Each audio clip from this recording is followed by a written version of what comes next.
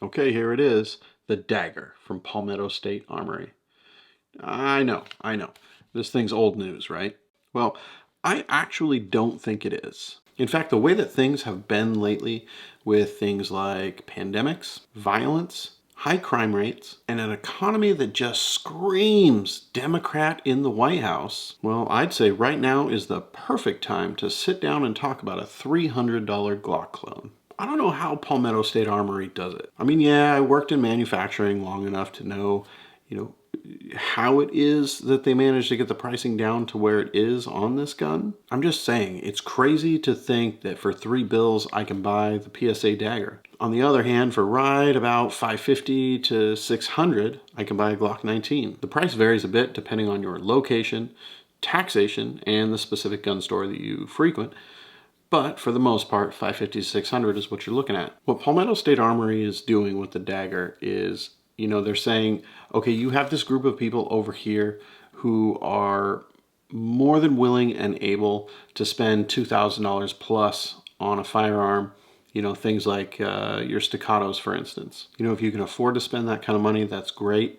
If it's not going to break the bank, you're going to love that gun. Not everyone falls under that category, though. In fact, right now, most people don't fall under that category. This last couple of years has brought in all kinds of new members to the 2A community. Besides the newbies, we have all kinds of existing members who just can't justify spending, $2,000 plus on a gun when gas is nearly $5 a gallon. Not to mention the average grocery bill is nearly twice what it was a year ago. A lot of people out there, including myself, are looking for ways to save a few bucks. If you want a reliable handgun for self-defense or for range use, then PSA's Dagger may just be the choice for you. All of your standard double-stack Glock mags are going to work with the Dagger.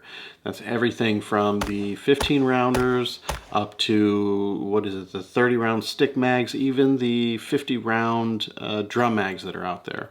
All going to work with the Dagger. You can find Glock mags in any gun store in America. Every firearm website always has them in stock. Hell, I once stopped in the middle of the night in the middle of nowhere, Nevada for gas, and right next to the rotating sunglass display, there was, you guessed it, Glock mags. I've said this in multiple videos and I'll say it again. Availability of spare parts, including mags and other vital components for repairs, things like firing pins and barrels, the availability of ammo, it's all incredibly important as a just-in-case type measure. This is why I like having a gun that is so universal. In that regard, the Dagger is a great buy. It really is a great choice. These guns aren't always on sale, but once in a while you can find some crazy deal where it's like the threaded barrel version that has the optic cut plus 10 mags for, just over the cost of the base model. You pretty much just have to keep an eye out. You can also hit my website where I keep an updated list, link below down in the description. Of course, if you do decide to use one of those links, that's what keeps the lights on around here. So I'm gonna go ahead and just say thank you now. Like I said, this gun, it's fairly universal. Almost everything about it is Gen 3 Glock 19. Want to put some fiber optic sights on it? That's easy. Just order up some fiber optic sights for a Gen 3 Glock 19. Extended slide release, again, Gen 3 Glock. Different mag release, again, Gen 3 Glock. Now PSA did do a couple of different things with their rendition of the slide. Of course, they weren't going to just copy Glock all the way. The trigger guard. The trigger guard is a little different than your standard Glock. Then there's the grip angle. The grip angle, of course, is improved over the Glock. It's more natural to what the human wrist would be. That's great for new shooters, but also there is an argument to be made that if you train, eventually it will become natural to you. Now me, I would just rather pick up a gun that feels natural to me and be able to just take it to the range and shoot it, but that's fine. A lot of people love the ergonomics of the Glock. That's good for you.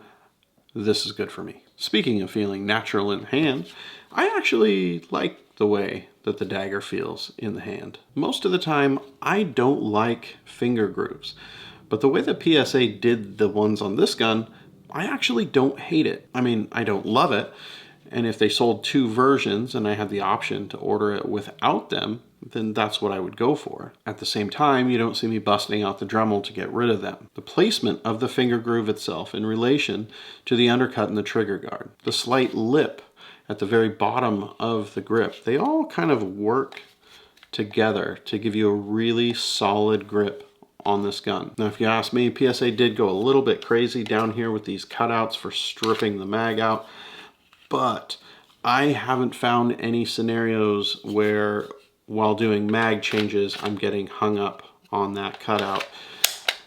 But who knows? It could happen. You never know. So far, so good though. Now the grip texture, it's kind of weird because it's actually kind of smooth. It's smooth, but at the same time, it also still gives you a good grip. If I had to relate it to sandpaper, I would say that it feels very similar to used 180 grit sandpaper. Where it sits right now, being a brand new gun, I think it feels pretty much perfect. My only thought is, okay, what about 6 months down the road, a year down the road, you know, couple thousand rounds of ammo through it, continual conceal carrying and hard use. Once it wears down a bit, what is that grip going to feel like? Right now, it is too early to tell, but I can say it feels good as it stands. The only other thing to note about the lower portion of this gun is the trigger. It's embarrassing.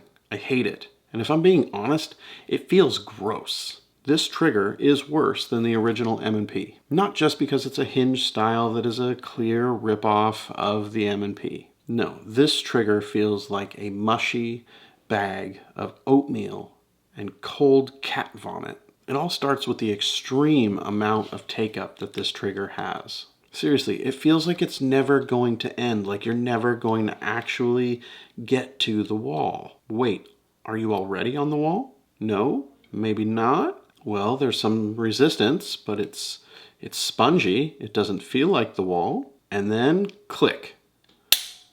Much to your surprise, you've just taken your shot. You have what feels like just a little bit of over travel, but really, I think it's just the hinge trigger itself flexing. That's just me though. The reset feels weird, probably because the wall isn't very solid or pronounced. I don't know. You know, if I worked for PSA and I were in the department that was designing this gun, that would be the one thing that I would hang my head about, is the trigger. Nearly every other part of this firearm is a hit. And then you get to the trigger and it's like, was everybody hungover during that day of development? Did everybody just give up? Yeah, I got to talk about something else before this trigger just ruins my day. Let's move forward and talk about a couple of positives on the slide. The Dagger has a stainless steel guide rod set and a crowned barrel. The guide rod, you know, I don't know if that actually makes any difference whatsoever, but it's there, so I pointed it out. The barrel, though, this one actually surprises me. Neither my 9mm or 10mm M&P came with a crowned barrel. Hellcat Pro? Nope. Polymer 80? Nope. What about my STI Tactical 4.0? No crown barrel. What's really surprising is that nowhere on the listing or advertisements for this gun does it even state that there's a crown barrel. Is a crown barrel necessary for a $300 Glock clone? You know, that is not for me to say. Really, it depends on the person and their individual use for the gun. The main point here, though, is that PSA crowned the barrel on this $300 Glock clone. They didn't have to. They could have slapped a standard, generic, run-of-the-mill barrel on this gun, and it still would have sold just as well. Aside from this embarrassment of a trigger, I really like the PSA Dagger. And you know me, I don't necessarily like the Glock platform. This I like.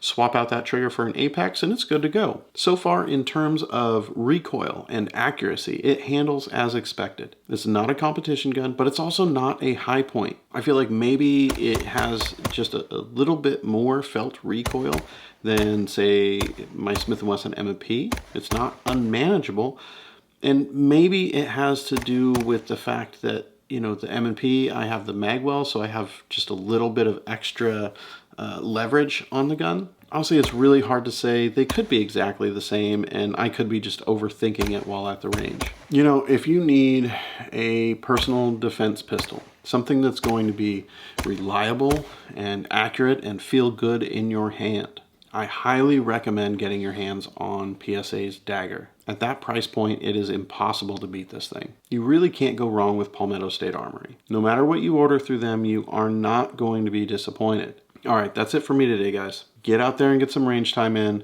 have fun, and be safe.